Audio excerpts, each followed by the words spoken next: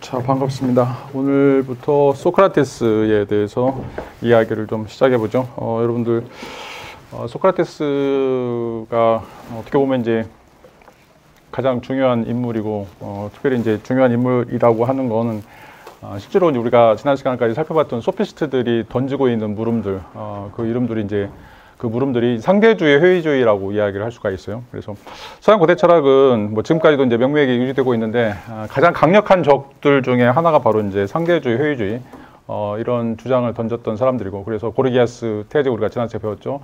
존재한다라고 하는 거를 우리가 알 수 있는가라고 하는 문제, 그다음에 그걸 알 수 있다고 하더라도 우리가 언어로 표현할 수 있는 문제.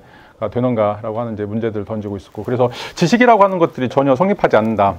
특별히 이제 본질, 물론 H2O다라고 이야기할 수 있는 것처럼 뭔가 X를 규정할 수 있는 걸 우리가 정의 속성이라고 이야기할 수 있죠.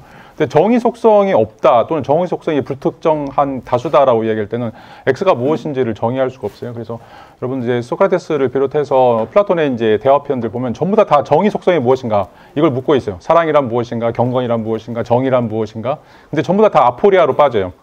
다시 말하면 이제 뭔가 드러낼 수 있는 그런 어떤 정의 속성들이 전혀 없다는 거죠. 그러니까 우리가 이제 상식적으로 알고 있는 뭐 사랑이란 무엇인가, 또 뭐 정의란 무엇인가, 이걸 이제 상식적인 의견들을 이제 제시를 하는데, 그거에 대한 답을 조금씩만 한 번 더 침잠해서 들어가 보면 발견할 수 없는 그런 의미에서 우리가 이제 아포리아라고 하는 난자라고 하는 거죠. 미궁에 빠질 수밖에 없는 그런 어떤 주장들을 보이고 있는데, 그런 주장들을 꺼내고 있는 것들이 바로 이제 소피스트들이 던지고 있는 회의주의 또는 이제 상대주의 물음이라고 이야기할 수가 있어요. 그래서 어떤 방식으로든지 그것에 대한 본질, X에 대한 본질을 우리가 파악해야 된다. 라고 하는 것이었고, 그거를 추구하는 것이 바로 이제 애지학이라고 하는 지혜를 사랑하는 그런 어떤 의미로서의 철학이라고 하는 것을 제시를 하고 있어요. 그래서 철학이라고 하면 이제 한문으로는 밝을 철자를 써가지고 밝은 학문이라고 생각하는데, 철학은 밝은 거하고 전혀 관련이 없어요. 어떻게 보면 더 미궁에 빠지는 것이고 나락에 빠지는 거라고 이야기할 수가 있어요. 그래서 생각을 하면 할수록 더 깊이 있는 어둠의 세계로 들어가는 거지 절대로 밝은 세계에 나올 수가 없어요.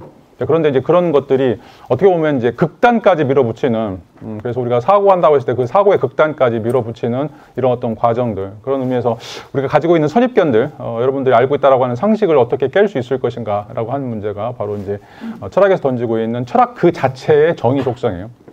어떻게 보면 철학이라고 하는 것은 뭔가를 밝히 드러내는, 명료하게 해주는, 지금 비판적 사고 같은 것들은 스콜라 철학 이후에 근대에 등장했던 철학적인 학문의 특성이지만, 그 이전 단계에서는 뭔가 이제 신비롭고 뭔가 좀 더 아리송한 이런 것들을 오히려 더 추구하는 거라고 이제 이야기를 할 수가 있어요. 그래서 우리가 볼 때 명확하고 뭔가 선명하다라고 생각했던데, 그걸 한 발자국 더 껍질을 까서 들어가 보면 오히려 더 암묵스럽고 더 어떻게 보면 이제 우리가 알 수 없는 그런 영역들이 존재한다. 이걸 우리가 이제 말할 수 없는 영역이라고 이야기할 수 있죠. 거기에 도달하는 이런 과정을 통해서 상식적인 수준의 이런 어떤 지식이나 이런 어떤 진리 체계가 과연 타당한가라고 하는 것들을 묻는 거였고, 그런 것들에 대한 이제 그 단초를 제공했던 것이 바로 이제 소피스트들이라고 이야기를 할 수가 있죠. 또 다른 한 측은 이제 우리가 다음번에 이야기할 건데, 물리주의예요. 유물론. 이 세상은 물질로 구성되어 있다라고 하는 거였고, 또 이제 소크라테스나 이제 플라톤은 자, 이 세상이 물질로 구성되어 있는 것이 아니라 물질이라고 하는 것은 이제 그 중에 하나일 뿐이고, 그리고 물질을 어떤 방식으로든 이제 배열이나 배치 또는 구조화시키는 것들이 있는데, 그것은 우리가 이제 정신이나 또 이성이나 어떤 신적 요소다라고 하는 것을 이야기하면서 그것을 이제 플라톤은 이데아라고 부르고 있어요. 그래서 단순하게 물질로 구성되어 있는 세계에서는 스스로 물질들은 자기 자신을 구성할 수 있는 힘이 없어요.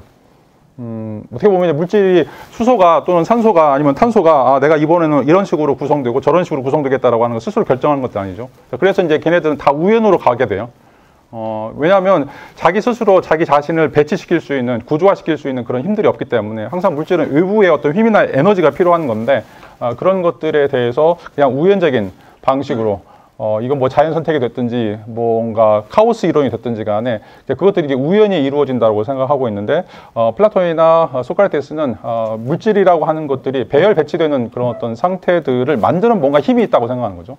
그리고 그것들은 물질이 아닌 다른 단순한 물질로 환원될 수 없는 어떤 것이다라고 이제 이야기하면서 이제 이런 어떤 싸움들, 이런 싸움들이 지금까지 2,500년 동안 지금 지속되고 있어요. 그래서 물리학자들은 항상 우연 또는 물질, 이걸 우리가 환원주의라고 얘기하죠. 통섭이라고 하는 것도 마찬가지죠. 다 자연과학적인 방식으로 세계에 대한 이해나 세계에 대한 지식들을 어떻게 보면 이제 체계화시키려고 하는 그런 어떤 작업들인데, 자, 거기에 이제 반기를 드는 게 바로 이제 소크라테스라고 이야기를 할 수가 있어요. 이제 이런 내용들이 어떤 방식으로 지금 전개가 되고 있는지 이번 시간부터 좀 살펴보도록 하죠.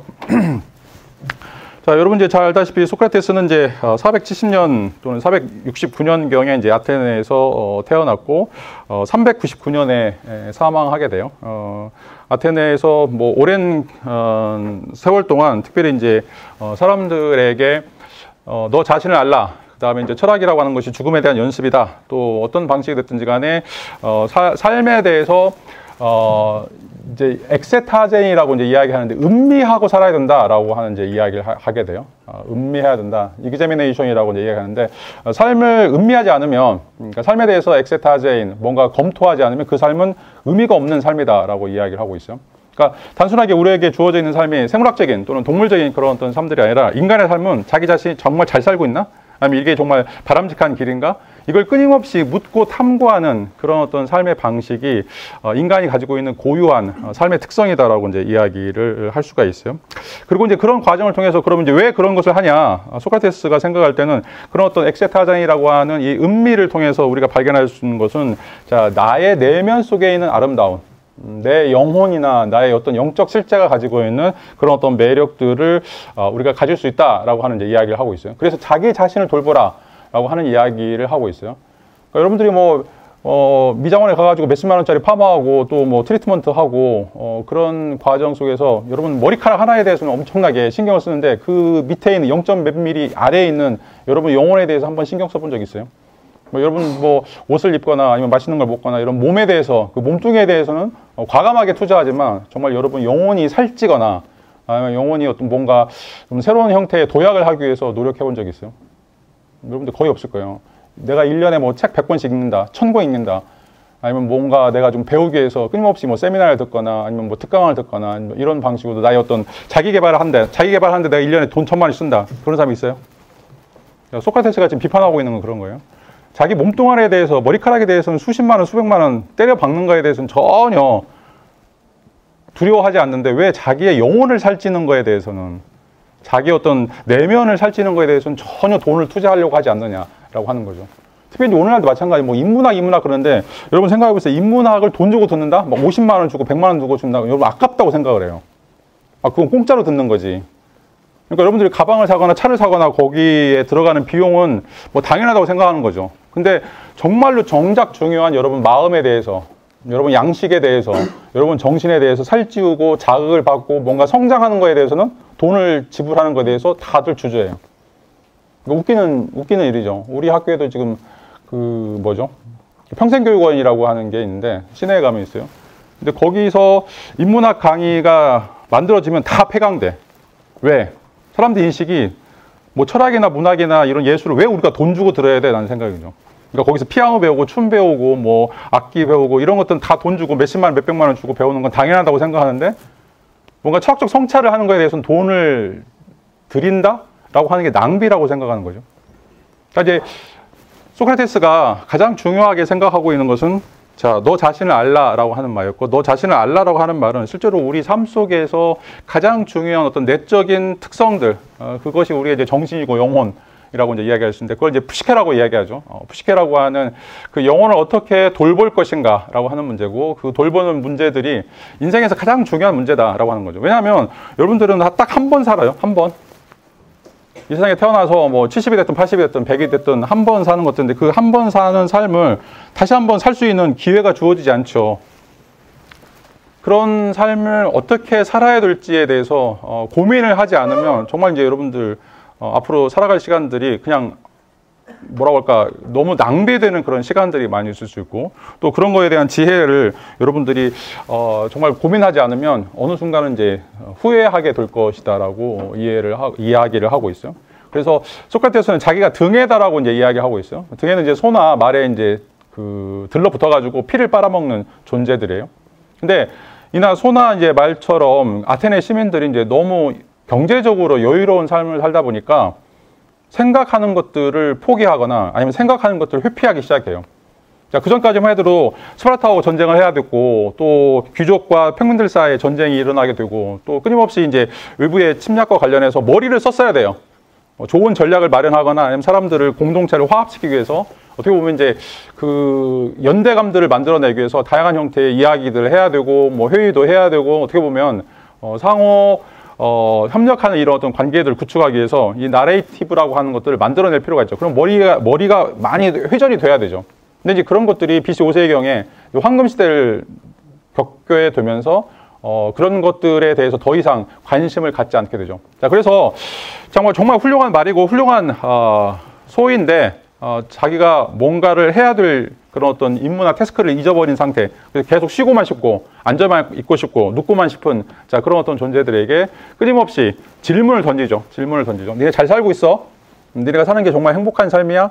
라고 하는 것들을 묻고 있어요. 그러면서 그런 물음이나 그런 것들이 사람들에게 되게 싫은 물음이나 굉장히 뭔가 공격하는 그런 물음이었어요. 그것 때문에 399년에 소크라테스가 독약을 마시고 사형을 당하게 돼요.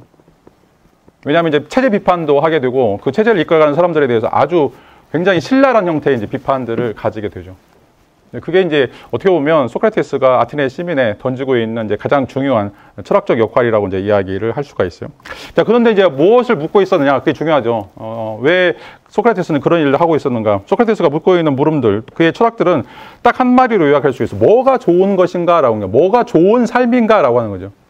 뭐 첫 시간에도 이야기했지만 에우젠이라고 이야기하는 자, 젠이라고 하는 말은 그냥 산다라고 하는 이제 그리스 말인데 자, 인간이 그냥 사는 거는 침팬지하고 똑같은 거죠. 먹고 자고 싸고 신생아처럼 사는 걸 우리가 그걸 삶이라고 생각하지 않아요. 절대로. 동물처럼 약육강식의 세계, 홉스가 이야기하는 만인의 은연, 만인의 투쟁 자, 이런 것들이 정말 이제 좋은 것인가? 그건 이제 어떻게 보면 생태계 안에서 벌어지고 있는 생존과 관련된 어떻게 보면 이기적 유전자에 따라서 사는 그런 모습이죠. 근데 인간은 에우젠을 꿈꾼다라고 하는 거죠. 좋은 삶이야. 이 에우라고 하는 말은 그리스 말에서 좋다라고 하는 말, 굿이라고 하는 거죠. 자, 그러면 뭐가 안 좋은 것인지 알아야 되겠죠. 자, 이거를 구분하는 거, 이거를 찾아내는 거, 그리고 이거를 보편화시키는 어떤 작업들, 일반화시키는 어떤 작업들을 이제 플라톤이나 소크라테스는 철학이라고 부르고 있어요. 무엇이 좋은 것인가? 그래서 이제 선의 이데아를 말하는 것도 마찬가지고 좋음이라고 하는 것들이 중첩된다. 한두 가지 있는 것들이 아니에요. 왜냐하면 좋음이라고 하는 것이 어떻게 보면 먹고 자고 자 이런 어떤 생활 속에서 생물학적으로 우리에게 필요한 것들이 있죠. 의식주를 해결해야 되니까. 근데 그것뿐만 아니라 또 우리는 깊이 있는 사고라든지 아니면 사랑이라든지 애정이라든지 뭐 공동체라든지 또 이런 어떤 정신적인 것도 있어요. 근데 이제 이 두 가지를 우리가 다 아울러서 가져야 되는 거죠. 이런 의미에서 이제 좋음이라고 하는 것이 중첩된다라고 이야기하는데 근데 이제 그 중에서도 뭔가 프라이어리티가 있어야 되는데 뭘 우리가 더 추구해야 되는가, 뭘 우리가 더 중요하게 생각해야 되는가라고 하는 것들이죠. 자, 돈인가 아니면 사랑인가, 아니면 이제 애정인가 아니면 이제 뭐 사기인가. 항상 우리에게는 선택의 기로에 서게 되는데 그 선택의 기로에 서서 뭐가 더 좋은 거. 그러니까 여기서는 이제 절대적으로 좋은 것도 아는 것도 필요하지만 베터되는 거 또는 워스되는 거, 뭐가 더 좋은가, 차선과 차악을 또 찾는 것들도 필요하죠. 자, 그러려면 지식이 필요해요. 지식이 필요해요. 그래서 소크라테스는 이 선과 악에 대한 것이 지식이라고 생각을 했어요. 그래서 이제 아레테라고 하는 것이 좋음과 나쁨을 따라 사는 건데 이 덕이라고 하는 것은 지식과 관련됐다. 라고 하는 이제 이야기를 하게 되죠. 이 지식을 우리가 끊임없이 추구해야 된다. 왜냐하면 이제 이런 어떤 지식은 우리에게 알려져 있는 것이 아니라 우리가 알아가는, 우리가 찾아가는 어떤 방식으로 우리에게 드러난다라고 이야기를 할 수가 있어요. 자, 여러분들이 이제 눈길을 내는 거하고 똑같아요. 여러분들이 눈이 펑펑펑 내리는데 거기에 여러분들이 밟고 지나가면서 눈길이 생기는 거죠. 근데 여러분 밟지 않으면 눈길이 생겨나지 않아요. 그러니까 실질적으로 여러분들이 이렇게 끊임없이 부단히 내 삶이 어떤 삶을 사는 것이 좋은 삶인지에 대해서 고민하지 않으면 나의 삶에서 좋은 것을 찾을 수 없다는 거죠. 그냥 남들이 나에게 하라고 하는 것들을 시도하게 되면 자, 그런 것들은 실질적으로는 남에게 좋은 것이지 나에게 좋은 것이 아니다라고 이제 이야기를 할 수가 있어요. 그래서 내가 좋다라고 생각하는 이런 것들과 남이 나한테 좋다라고 생각하는 것들을 분리하기 시작하는 이런 작업이 철학의 출발점이라고 이야기를 할 수가 있어요. 나만에 있어서 고유하게 나만이 내가 추구하는 그런 어떤 좋음이라고 하는 것이 무엇인가라고 하는 것들을 찾아가는 거. 자, 이게 이제 철학이라고 얘기할 수 있고, 자, 이걸 이제 소크라테스는 어떤 방식으로 하느냐?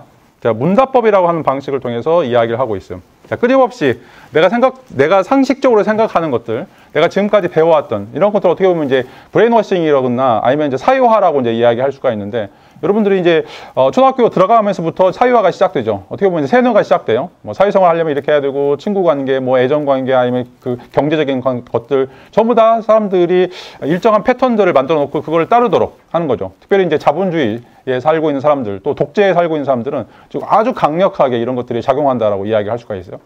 그러니까 자기 스스로 어떤 주체적인 삶을 사는 것이 아니라 그 자본주의에서 원하는 거. 자, 자본주의에서 원하는 거예요. I consume, therefore I am이는 거죠. 나는 소비한다, 그러므로 나는 산다. 나의 정체성이라고 하는 게 뭐야? 내가 갖고 다니는, 내가 어떤 커피를 마실 것인가, 어떤 차를 타고 탈 것인가, 어떤 옷을 입고 다니는 것인가, 구찌인가, 루이비통인가, 뭐 에르메스인가. 자, 이런 것들이 자기 자신을 규정한다고 생각을 해요. 그래서 막 명품으로 막 칠갑을 하고 똘똘 뭉치고, 그거 사기 위해서 막 여러분들 몇백만 원씩 또 몇천만 원씩 돈 쓰는 거, 또 그거 하기 위해서 뭐 알바하고. 자, 이런 어떤 모든 것들이 전부 다 이런 어떤 소비 사회와 관련돼 있다고 이야기할 수가 있어요. 소크라테스는 과감하게 이제 그런 걸 벗어나기 위해서 내가 정말 이거를 원하는가? 그리고 이것이 정말 나의 정체성을 만들고 있는가? 이런 고민들을 하라고 이야기하고 있죠. 이런 끊임없는 이제 고민들을 통해서 여러분들은 이제 한 단계 성숙해 나간다라고 이제 이야기하는데, 자, 이게 쉽지가 않아요. 왜? 이런 어떤 소크라테스 문답법을 통해서 소크라테스가 이제 장인도 만나고 시인들도 만나고 정치가도 만나는데 다 화를 내. 왜? 자기 인생을 부정해버리니까 그랬죠. 내가 지금 쌓아왔던 커리어들이 있는데 소크라테스를 만나게 되면 너무 공격을 받아가지고 내가 정말 잘못 살아온 것처럼 느끼게 된다는 거죠. 헛살았구나라고 생각하게 되고, 이제 그래서 그것 때문에 이제 뭐 멜레토스라든지 아니토스라든지 이런 사람들이 나서가지고 소크라테스를 죽이려고 재판에 회부하게 되죠. 자, 이게 이제 목숨을 거는 일이라는 거예요. 나 자신의 삶에 대해서 내가 근본적인 성찰, 근본적인 반성을 할 때 그냥 나 틀렸지 뭐 고민해가지고 그럴 수도 있지, 그렇게 안 된다는 거예요. 소크라테스는. 자, 이거를 하다 보면 완전히 뒤로 돌아서야 돼요. 지금까지 살아왔던 걸 전부 다 부정하고 그런 삶을 다시는 살지 않겠다라고 선언하는 거죠. 선언하지 않으면 그때부터는 이제 철학이 아닌 거예요. 그건 이제 사이비 철학이라고 이야기할 수가 있어요. 그래서 소크라테스가 이제 보여주고 있는 철학, 애지학이라고 이야기해서 지혜를 사랑한다라고 하는 게 무엇인가라고 하는 것을 소크라테스는 자기 몸으로 실천적으로 보여주고 있어요. 자, 그 중에 하나가 바로 소크라테스가 전쟁에 참여한 거예요. 그것도 3번이나 참여했어요. 3번이나. 자, 현대에서 전쟁에 참여해가지고 철학 활동한 사람은 딱 한 명 있어요. 여러분 누군지 아세요? 비트겐슈타인이요. 비트겐슈타인은 여러분 잘 알다시피 그 러셀의 제자였고, 그다음에 캠브리지 대학 교수를 했었고, 또 오스트리아의 가장 부자 기업가의 막내 아들로 태어났어요. 돈이 어마어마하게 많아요. 자, 근데 다 포기하고 1차 대전에 참여해요. 또 포로로 잡혀가지고 죽을 뻔했어요. 그러니까 내가 어떻게 살아야 될 것인가를 고민하면서 비트겐슈타인은 이제 자기의 이런 어떤 사람들, 그러니까 부자 철강 왕의 아들로서, 또는 캠브리지 대학의 교수로서, 또는 이제 자기 스스로 러셀의 자제로서 뭔가 남부럽지 않은 삶을 산 거야. 근데 그게 디스커스팅하다고 생각을 했어요. 그런 속물적인 삶, 그러니까 캠브리지 대학 교수들, 철학과 교수들이 얼마나 그 속물적으로 사는가. 자기들은 막 선에 대해서, 이데아에 대해서 막 정치적인 거에 대해서인데 그 사람들이 하는 짓거리 보면 정말 쓰레기처럼 산다는 거죠. 말은 굉장히 화려한데. 그러니까 우리나라 대한민국 현실도 마찬가지고, 전북대 철학과도 마찬가지고, 저도 마찬가지고, 못 바꾸고 있는 거죠. 못 바꾸고.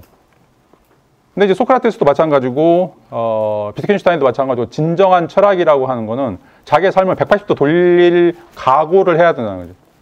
그냥 나에게 주어지는 경제적인, 뭐, 정치적인 어떤 스테이터스를 그냥 유지하면서 말로만, 번듯하게 사는 것이 철학이 아니다라고 이제 이야기를 할 수가 있어요. 자, 소크라테스는 단순하게 이제 철학이라고 하는 것이 이론적인 것만 끝난 것이 아니라 세계를 바꿔야 된다고 생각하고 있고, 또 세계를 설명하는 것으로 끝나는 것이 아니라 인간을 바꿔야 된다는 생각들을 가지고 있어요. 자, 이게 이제 고대 철학이 가지고 있는 가장 중요한 중핵이라고 이야기할 수가 있어요. 근데 이게 이제 근대로 들어오면서 철학은 더 이상 삶의 문제가 아니에요. 그냥 이론적인 문제야. 그냥 논리적인 사고방식, 비판적 사고방식, 뭐 체계에 대한 어떤 접근 방식, 뭐 이렇게 되면 실질적으로는 이제 학문으로서 의미는 가질 수 있지만 삶으로서 철학이라고 하는 게 없어져 버린 거죠. 나의 삶이 과연 바뀌어져 가고 있는가. 그러니까 소크라테스가 생각하는 철학은 어떻게 보면 종교적인 거예요. 거룩한 삶을 사는 거죠. 철학적인 삶을 산다라고 하는 것은 자, 이 세계의 속세를 떠나서 어떻게 보면 신령한 삶, 또 영을 바꾸어가는 삶. 그래서 이제 소크라테스는 죽는 연습이라고 얘기했어요. 멜레투 타나투라고 얘기하는데, 자, 이게 이제 소크라테스가 던지고 있는 메시지죠. 그 시대에 던지고 있는 메시지. 자, 그러니까 사람들이 싫어한 거예요. 니네 그렇게 살지 마. 니네 속물이야. 니네 쓰레기야. 쓰레기처럼 안 살려면 니네 영혼을 바꿔야 돼. 라고 이야기하는데 아무도 바꾸지 않았어요. 자, 그래서 소크라테스가 그렇게 좋은 이야기를 했음에도 불구하고, 자, 500인이 종교회의가 열렸을 때 전부 다, 그러니까 이 소크라테스는 종교회에 회부가 됐었는데, 종교 재판에 회부가 됐어요. 근데 거기에서 처음에는 250대 250으로 나눠졌었는데, 나중에는 모든 사람들이 다 소크라테스를 죽여야 된다고 생각했죠. 해악이 된다고 생각했어요. 왜? 네 삶을 바꾸라고 얘기하니까. 딴 사람이 아니라, 제3에 대해서 이야기하는 것이잖아요. 네 삶을 바꾸라고 이제 이야기를 하는 거죠. 자, 소크라테스가 이제 참여했던 전투들을 한 번씩 살펴보죠. 왜냐하면 이제 나중에 작품들과 관련이 되어 있기 때문에, 특별히 이제 이 용기와 관련해서 소크라테스가 던지고 있는 이제 메시지들이 있어요. 자, 첫 번째 전투는 이제 포테다이아라고 하는 전투인데, 이게 이제 431년부터 430년까지 있었던 이제 전투였죠. 포테다이아는 이제 원래는 아테네의 식민 도시였는데, 펠로폰네소스 전쟁이 시작되면서, 펠로폰네소스 전쟁은 이제 스파르타하고 전쟁이죠. 어떻게 보면 이제 그리스를 지배했던 두 제국들이었는데, 하나는 아테네를 중심으로, 또 하나는 이제 스파르타를 중심으로 이제 두 진영으로 나누어서 싸움을 이제 했었는데, 자, 여기서 이제 포테다이아라고 하는 식민 도시가 원래는 이제 아테네 식민 도시였는데, 스파르타로 이제 넘어가면서 실질적으로 이제 그걸 지키기 위해서 이 전투가 벌어졌죠. 이 전투 내용이 이제 플라톤이 향연에서 등장하고 있는데, 이 향연에서 이제 알키비아데스라고 하는, 나중에 이제 그리스의 유명한 장군이 돼요. 근데 이제 속설에 따르면 알키비아데스가 소크라테스의 남자 애인으로 알려져 있어요. 남자 애인으로 이제 알려져 있는데, 근데 이제 향연을 읽어보면 알키비아데스가 계속해서 소크라테스를 이제 꼬시려고 엄청나게 이제 노력을 하는데, 소크라테스는 전혀 그것에 대해서 이제 뭔가 일말의 희망도 주지 않아요. 근데 이제 알키비아데스가 왜 소크라테스를 존경하게 됐는지, 그런 이제 이야기가 향연 이제 마지막 부분에 이제 담겨져 있는데, 자, 근데 이제 소크라테스는, 자, 이쪽이 이제 보시면 북쪽이에요. 저 빨간색 표시가 되어 있는 게 지금 이제 포테데이아 지역인데, 아테네 북쪽에, 이제 그 그리스의 북쪽에 있어요. 그래서 저기는 이제 산간 지역이고 또 해변과 접해하다 있다 보니까 엄청 추워요. 엄청 추워. 근데 이제 항상 소크라테스는 맨발로 돌아다니고, 옷도 그냥 단순한 옷을 입으면서, 자, 그런데 이제 알키비아데스의 주장에 따르면 항상 자기 자신은 춥고 배고프지만 끊임없이 자기 자신을 훈련된 모습, 또는 인내하는 모습, 그다음에 이제 명상하는 모습, 이런 것들을 이제 보여주고 있다라고 이제 이야기를 하고 있어요. 자, 언제 죽을지 모르는데, 그리고 뭐 보급품도 많아가지고 항상 먹고 자고 뭐 이런 것들이 아니라, 실질적으로는 굉장히 힘든 상황에서도 불구하고 철저하게 자기 자신을 통제하는 이런 어떤 모습들을 보면서, 소크라테스가 왜 위대한 인간인가, 그리고 이제 알키비아데스가 왜 남자이지만 그 사람에 대해서 매력을 느끼게 되는가라고 하는 것들을 설명하는 그런 어떤 내용들이 있었고, 알키비아데스뿐만 아니라 다른 모든 사람들이 전부 다 소크라테스를 존경하는, 자, 이런 어떤 모습들이 이제 등장하고 있어요. 이걸 이제 소크라테스는, 아니 이제 플라톤은 향연이라고 하는 이제 책에서, 심포지움이라고 하는 책이 이제 향연이라고 하는 책인데, 쉼은 이제 같이라고 하는 말이고, 포시스는 이제 술이란 말이에요. 그래서 술을 같이 마시는 게 향연이에요. 그리스 사람들이 이제 자주 하는 것들 중에 하나가, 여러 사람들이 이제 같이 식사를 나누고, 또 그 대유에 이제 포도주, 와인을 이제 마시는 것들이 있는데, 물론 이제 이런 것들은 뭐 서민들뿐만 아니라 그리스의 대부분의 사람들이 여가를 즐기기 위해서 이제 하는 놀이 중에 이제 하나였죠.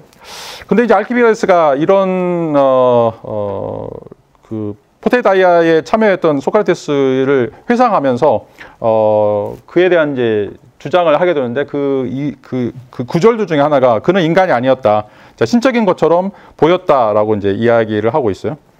자, 신적인 모습이, 자, 여러분들에게 이제 누군가 신적인 모습으로 보인다는 거, 정말 어떻게 보면 암울할 수밖에 없는 상황, 그런 상황에서도 자기 자신을 꿋꿋이 지켜낼 수 있는 이런 사람들, 과연 이제 이런 사람들이 우리 주변에 그렇게 많지는 않죠. 뭐 예를 들어서 뭐 이육사라든지, 아니면 이제 우리가 6.25 때 어떤 이제 뭐 장교들이라든지 이런 사람들 보면 정말 이제 내일 죽음을 앞두고 있는데, 내일 사형 언도를 받아가지고 죽을 수밖에 없는데, 그런 상황에도 전혀 흔들리지 않고 굉장히 여유 있는 모습, 그리고 자기 자신을 통제하는 이런 어떤 모습들을 보면, 자, 신적인 모습들을 이제 보이게 된다라고 이야기를 할 수가 있어요. 자, 그거는 어떻게 보면 이제 이 세계가 끝이 아니고, 이 세계가 내가 죽으면 사라지는 것이 아니고, 죽음 이후에도 뭔가가 있다. 또 나를 뭔가 지켜주는 어떤 존재가 있다라고 하는 그런 신념이 없으면 실질적으로 이런 일들을 되게 감당하기 힘들죠. 첫 시간에도 얘기했지만 여러분들 소대장이 인천 상륙작전 딱 벌어졌는데 노르망디 상륙작전이 벌어졌는데 소대장이 돌격 앞으로 해서 여러분 나가겠어요? 다 안 나가죠. 그냥 총알바지인데 나가는 순간 다 죽는데. 자, 근데 나가는 사람은 무슨 생각으로 나가냐? 뭔가 있지 않으면 나갈 수 없는 거죠. 뭔가 신념이 내가 이게 나가서 죽는다고 하더라도 이게 끝이 아니다라고 하는 그런 생각이 없으면 절대로 나갈 수밖에 없어요. 안 나가려고 하는 거죠. 왜냐하면 나의 이기적인 욕망은 내가 오래오래 살고 생존하는 것인데 왜 그걸 내가 포기해야 되는가? 어떻게 나오면 이제 다 개죽음이라고 이야기할 수 있는데 근데 왜 그 개죽음이 위대하고 고귀하고 숭고하다고 생각하는 뭔가 이데올로기가 필요한 것들이죠. 그런 것들이 있기 때문에 특별히 많은 사람들에게 이런 것들을 이제 증거해 주는 어떤 역할들을 하는데 자, 소피스트와는 달리 소크라테스나 플라톤은 자, 이거를 에로스라고 부르고 있어요. 이 에로스. 그러니까 어떤 영적인 거, 초월적인 어떤 거에 대해서 사랑하는 거. 그러니까 어떻게 보면 이제 우리가 에로스라고 하는 거, 에로틱이라고 하는 이제 말의 어원인데 대부분 다 이제 그리스 사람들이 생각할 때 에로틱이라고 하는 말은 육체를 사랑하는 거, 남성이나 여성의 육체 탐미스러운 그런 미에 빠지는 것을 에로스라고 생각했는데 그러니까 소크라테스나 플라톤은 에로스라고 하는 것, 진정한 형태의 에로스라고 하는 것은 정말 지고지상한 어떤 것들, 이 세계를 초월해 있는 어떤 영적인 것들에 대한 끌림, 자, 그거를 가지고 싶어 하는 또 그걸 갈망하는 어떤 욕구들, 자, 그거를 에로스라고 부르고 있고 그 대상이 무엇인가? 바로 그 대상이 바로 소피아라고 하는 거예요. 소피아. 그러니까 소피아라고 하는 건 이제 우리가 그냥 위스덤이라고 이제 번역을 하는데 그게 뭐 삶의 지혜 이것뿐만 아니라 그리스 사람들이 생각하는 소피아라고 하는 것은 영원한 어떤 진리들을 이야기하고 있고 그것 때문에 우리 자신이 계속 끌려가는 뭔가 말할 수 없지만 그것이 있어서 우리 어떤 삶을 의미 있게 만들어주고 우리 삶을 가치 있게 만들어주는 어떤 요소라고 생각하는 거죠. 그것이 바로 이제 퍼레니얼이라고 이야기하는데 영원하다고 생각을 했어요. 그래서 인간이 왜 자기의 목숨을 걸면서 가족들을 위해서 국가를 위해서 헌신하는가? 왜 영웅이 되려고 하는가?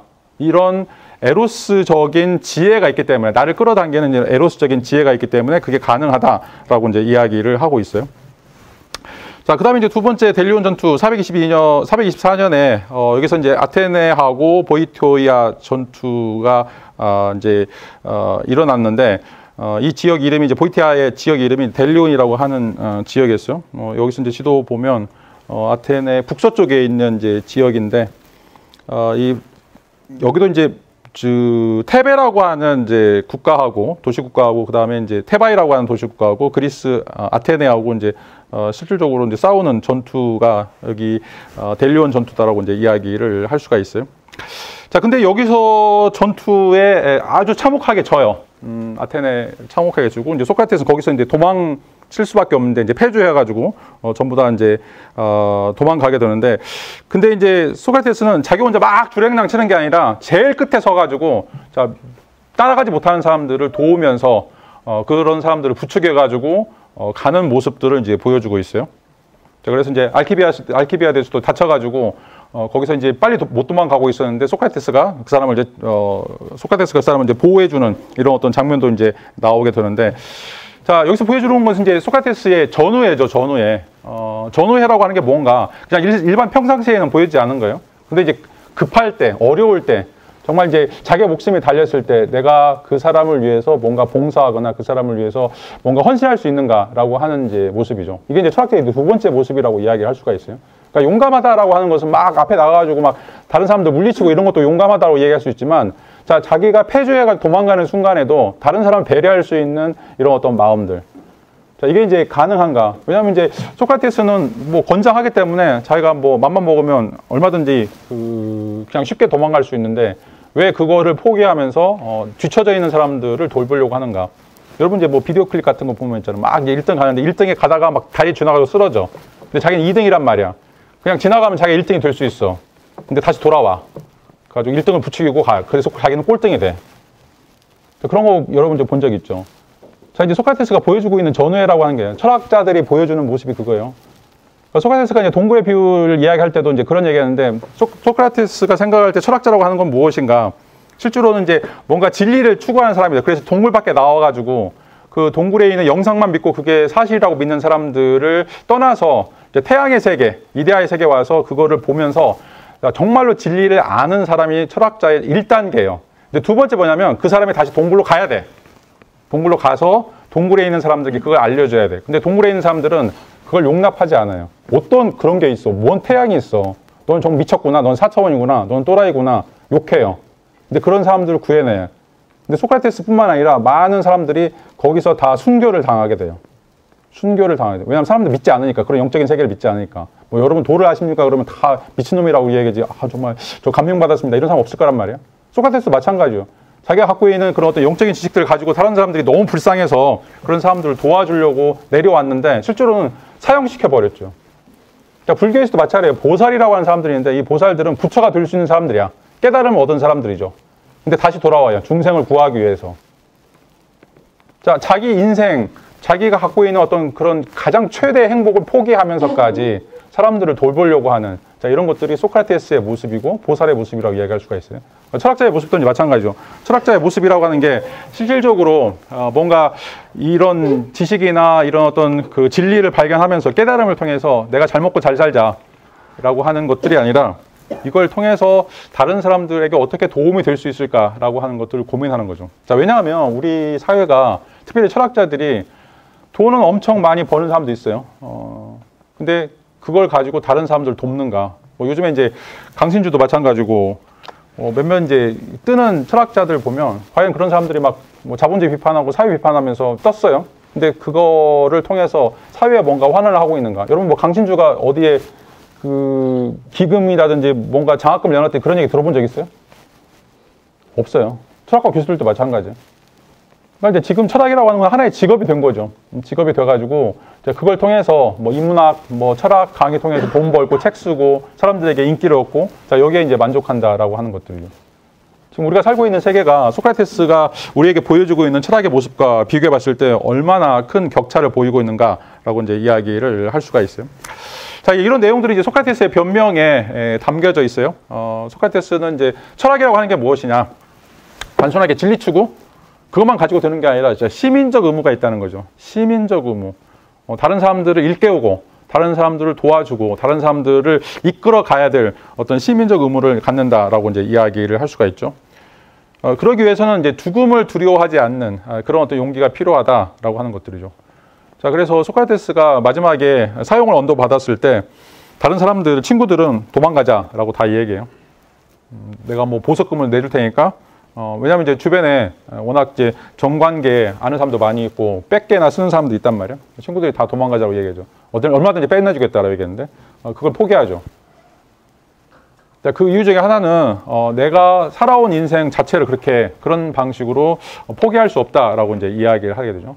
나중에 이제 아리스토텔레스는 마케도니아 출신인데 아테네에서 이제 반 마케도니아 정서가 일어나죠. 왜냐하면 이제 마케도니아 왕인 알렉산더가 세계를 제패하면서 아테네 사람들이 마케도니아 사람들 엄청 싫어하게 돼요. 근데 봤더니 아리스토텔레스가 마케도니아 출신이야. 그래서 걔를 이제 잡아 죽이려고 그러죠. 근데 이제 아리스토텔레스는 나는 제2의 소크라테스가 되고 싶지 않다라고 도망가 버려요.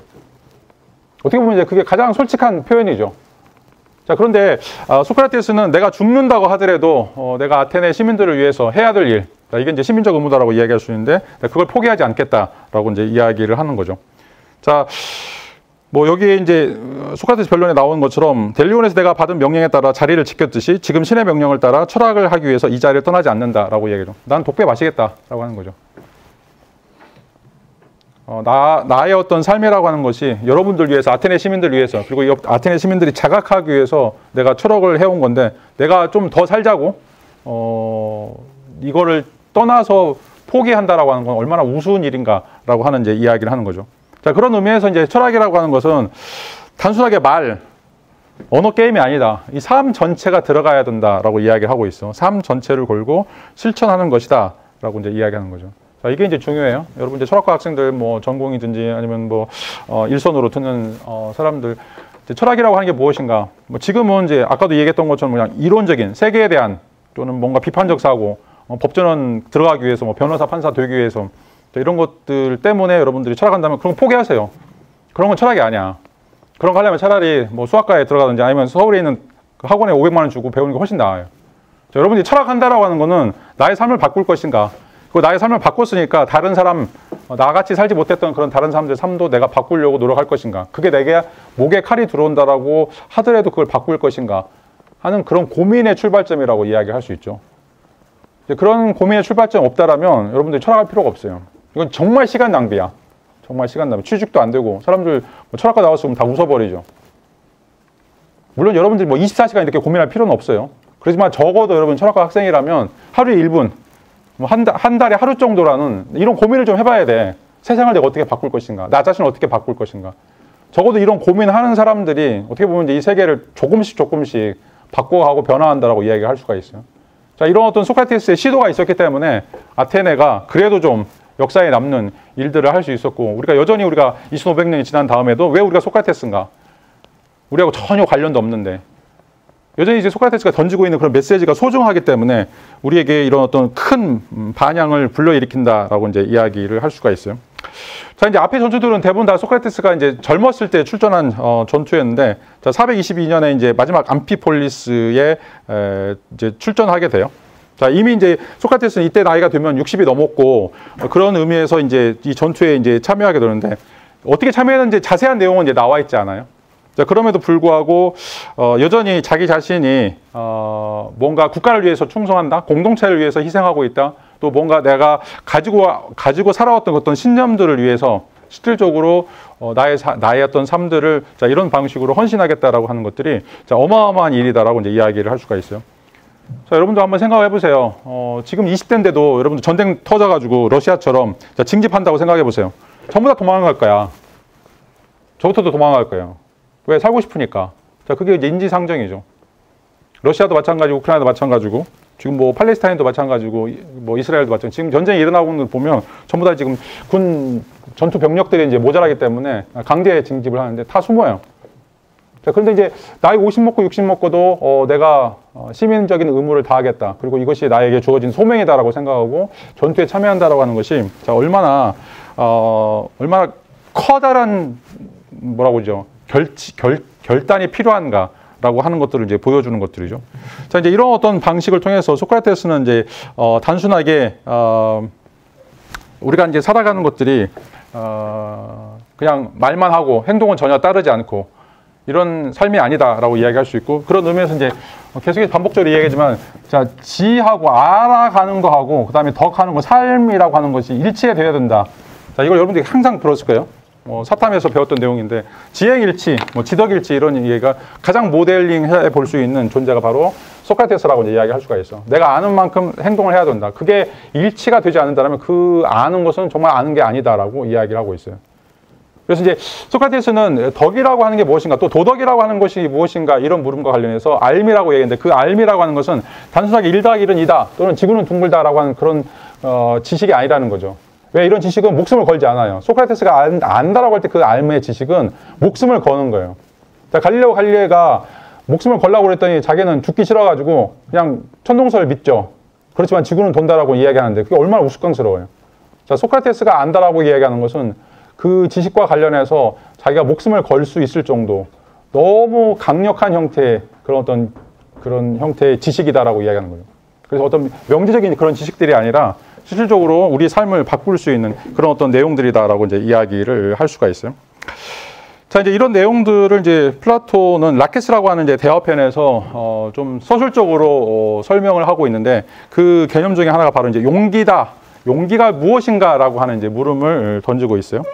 자, 여기서는 이제 라케스 대화편에서는 소크라테스가 용기라고 하는 것이 무엇인지에 대한 이제 분석하는 이제 내용들이 나오는데, 자, 여기서는 이제 용기라고 하는 것은 단순하게 무모함 또는 감정적 충동 이런 것들이 아니라, 자, 용기라고 하는 것은 내가 왜 용기스러운 행동들을 해야 되는지에 대한 어떤 참된 지식들이 필요하다. 그리고 그 지식이 있을 때만 자기가 이런 어떤 용기를 발휘할 수 있다라고 하는 거죠. 그러니까 아무런 지식도 없는데 그냥 상관이 명령해서 또는 뭔가 경제적인 이득을 얻으려고 이런 용기를 발휘할 때는 거기서 이제 한계의 상황이 도달할 수밖에 없다라고 이제 이야기를 하게 되죠. 자, 로마가 이제 무너졌던 이유도 마찬가지죠.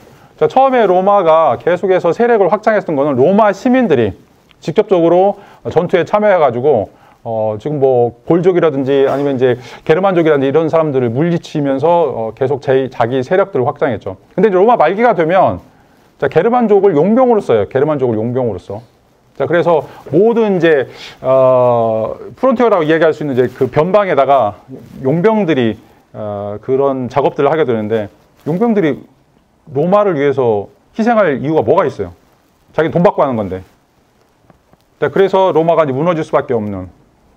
그러니까 내가 이제 로마를 지켜야 되겠다. 로마 시민의 영광을 위해서, 무궁한 영광을 위해서 내가 뭔가를 해야 되겠다라고 하는 그런 어떤 지식들이 이제 전혀 없는 것들이죠. 그런 상황에서 어떻게 보면 이제 군이 오합지졸이 되고 또 방어선들이 무너지게 되는 이제 이런 어떤 과정들이 주어지게 되는데, 자, 그런 의미에서 소크라테스는 용기라고 하는 것의 가장 근본적인 특징은 지식이다.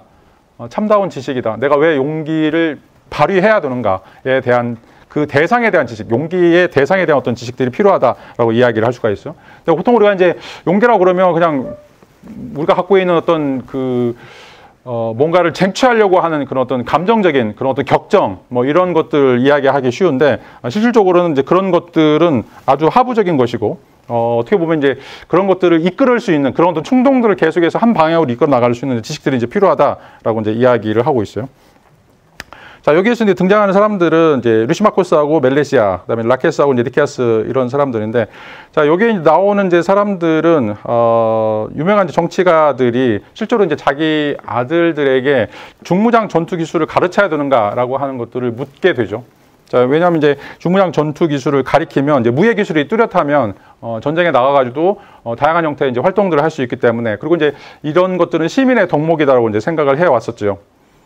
근데 이제 이런 것들만 가지고는 실질적으로 용기가 형성되지 않는다라고 이제 이야기를 하고 있고, 자, 그런 의미에서 용기가 무엇인지에 대한 용기의 정의 특성, 아까도 얘기했던 것처럼 물이 H2O인 것처럼 용기가 무엇인가에 대한 지식, 용기의 대상이 무엇인지에 대한 그 대상에 대한 지식들을 알 수 없으면 실질적으로 용기가 길러지지 않는다라고 하는 것들이죠. 그러니까 이제 동기부여가 필요한데 그 동기부여를 할 수 있는 내용들에 대해서 설명해야 된다라고 이제 이야기를 하고 있어요. 뭐 라케스가 이제 용기란 무엇인가에 대해서 설명하는 이제 내용들이 나오는데, 그 내용 중에 하나가 바로 이제 적에게서 도망치지 않고 싸우는 거다. 근데 소크라테스가 생각해 볼 땐 작전상 후퇴도 있지 않냐. 그래서 꼭 도망치는 게 안 좋은 것은 아니다라고 이제 이야기하고 있고, 또 이제 두 번째 정의는 용기라고 하는 것은 인내다라고 이제 이야기할 때 모든 인내가 용기는 아니다. 왜냐하면 바보스러운 인내도 있을 수 있고 쓸데없는 인내도 있기 때문에 실질적으로 용기가 필요로 하는 인내라고 하는 것은 지혜로운 인내여야 한다라고 이야기하고 있어요. 지혜로운 인내. 그러니까 인내를 하더라도 그 내용이 뭔가 좋은 또는 뭔가 효과가 있는 내용이어야 되지, 그거 없이 그냥 바보스러운 그냥 참고 기다린다라고 하는 것들은 어떻게 보면 이제 그 사람을 에너지만 낭비하는 그런 것밖에 될 수 없다라고 이제 이야기를 하고 있죠. 자, 그런 의미에서 이 용기라고 하는 것은 이제 지식이다라고 하는 이제 내용들이 이제 등장하게 되는데, 그 내용은 무엇인가? 두려워할 것과 두려워하지 않은 것들을 분리해서 정말 두려워할 것은 두려워하고 두려워하지 않을 것은 대담하게 나가는 그런 것들을 나눌 수 있는 그런 어떤 지식들을 가져야 된다라고 이제 이야기를 하게 돼요. 자, 이런 의미에서 이제 용기라고 하는 것은 지식이다. 그 지식이라고 하는 것은 두려워할 것과 두려워하지 않은 것을 구분해서, 자, 두려워할 것에 대해서만 두려워하고 두려워하지 않을 거에 대해서는 두려워하지 않는, 자, 이런 것들이 필요하다라고 하는 이제 결론으로 이어지게 돼요. 자, 이제 이런 이야기를 이제 하는 것들은 실질적으로 우리가 가지고 있는 소크라테스가 어떤 철학을 했는가라고 하는 것을 이제 보여주는 가장 실질적인 이제 사례라고 이제 이야기를 할 수가 있죠. 그래서 철학자라고 하는 것은 지금 여러분들이 이제 생각할 때 철학자라고 하는 것은 단순하게 뭐 논리적 사고하고 비판적 사고하고 그다음에 뭐 논문 쓰고 책 쓰고 강의하고 이제 이런 사람들 철학이라고 하는데, 자, 서양 고대 철학의 전통에서 보면 이런 사람들은 철학이 아니에요. 이런 유해 철학자들이 만들어 놓은 게 바로 중세 스콜라 철학이에요. 스콜라스틱이라고 하는 말이 이제 아카데믹하다라고 얘기하는데, 그 아카데믹이라고 하는 것은 어떻게 보면 강단 철학이죠, 강단. 그러니까 뭐 사회적 엘리트들, 머리 좋은 사람들이 대학에 남아가지고 그냥 두뇌 훈련 또는 어떤 두뇌 게임 하는 것처럼 철학하는 것들. 자, 이건 이제 근대의 산물이라고 이야기할 수가 있어요. 자, 고대나 중세에서 철학자라고 하는 거는 삶을 바꾸는 사람들, 삶에 대해서 새로운 체계를 만들어가는 사람들이라고 이야기를 할 수가 있어요. 그리고 그걸 하기 위해서는 목숨을 걸어야 돼요. 대부분의 철학자들이 이제 어떻게 보면 목숨을 걸고 좀 사형을 당하고 어떻게 보면 순교자의 역할들을 했다라고 이야기할 수가 있어요. 자, 그래서 철학이라고 하는 게 본질적으로 보면 사람들이 보기 싫어하는 거, 사람들이 하기 싫어하는 거, 사람들이 욕하는 걸 던져요. 왜냐하면 현실 부정이니까. 단순하게 명제를 부정하는 것이 아니라 네 삶이 틀렸어, 네 삶을 고쳐야 되라고 이야기하는 거죠. 근데 그런 용기가 우리에게 있느냐. 소크라테스가 우리에게 이제 묻고 있는 2500년 전에 지금 우리에게 묻고 있는 물음이 바로 얘예요. 너네들이 철학한다고 그러는데 자, 그런 용기가 있는가? 너가 너 자신의 삶을 바꿀 용기, 또 이 세상을 바꿀 용기. 자, 그런 용기들이 있는가라고 하는 거죠. 자, 이제 근대에서 가장 대표적인 사람 중에 하나가 바로 이제 마르크스예요. 마르크스도 철학이라고 하는 건 세계를 기술하는 게 아니다. 디스크립션이 아니다. 세계를 바꾸는 거다. 세계를 체인지하는 거다라고 얘기하고 있어요. 자, 그래서 등장한 게 바로 이제 공산주의예요. 공산주의 이상이죠. 근데 공산주의 하에서 피비린내 나는 싸움들이 나요. 왜? 우리 삶의 태도를 바꿔야 되니까. 그게 이제 소크라테스의 연장선이라고 이제 이야기할 수 있죠. 철학이라고 하는 것은 물론 이제 이론적인 거, 그런 그 이상 세계를 또 알아가기 위해서는 우리가 또 지식이 필요하죠. 어떻게 이런 이상 사회를 구축할 것인가, 세워야 될 것인가. 그런 어떤 고민들이 또 지식의 형태로서 뭐 사회철학, 정치철학 거기서 이제 다뤄지고 있는 문제죠. 근데 문제는 그걸 들고 내가 나갈 용기가 있느냐라고 하는 거죠. 여러분들이 휘발유나 신나를 들고서 또는 폭탄을 들고서 정말 인간들을 압박하는 또는 인간의 삶들을 굉장히 미저러블하게 만드는 그런 것들을 날려버리기 위해서 나의 한 몸을 투신할 수 있을 것인가 라고 하는 이야기가 바로 소크라테스가 이제 던지고 있는 메시지예요. 뭔가 굉장히 불황방하죠. 자, 이게 이제 철학이 가지고 있는 근본적인 지혜라고 하는 말이에요. 지혜라고 하는 것은 그냥 위스덤, 단순하게 내가 어떤 그 경험을 이야기하는 것들이 아니라 나의 삶을 철저하게 바꾸는, 그래서 그 어떤 삶을 바꿀 것인가, 내가 지금까지 살아왔던 그런 어떤 체계 내에서, 자본주의 체계 내에서 또 독재 체계 내에서 나에게 주어졌던 그런 삶을 뛰어넘으려고 하는 어떤 시도들. 자, 이게 바꿔져야 된다라고 생각을 하는 것들이죠. 그런 의미에서 어떻게 보면 이제 상식의 반대가 된다라고 이제 이야기를 할 수가 있어요. 이제 제가 이제 고대 철학 전공하게 된 이유 중에 하나인데, 4학년 때 이 소크라테스 변론이라고 하는 책을 처음으로 읽었어요.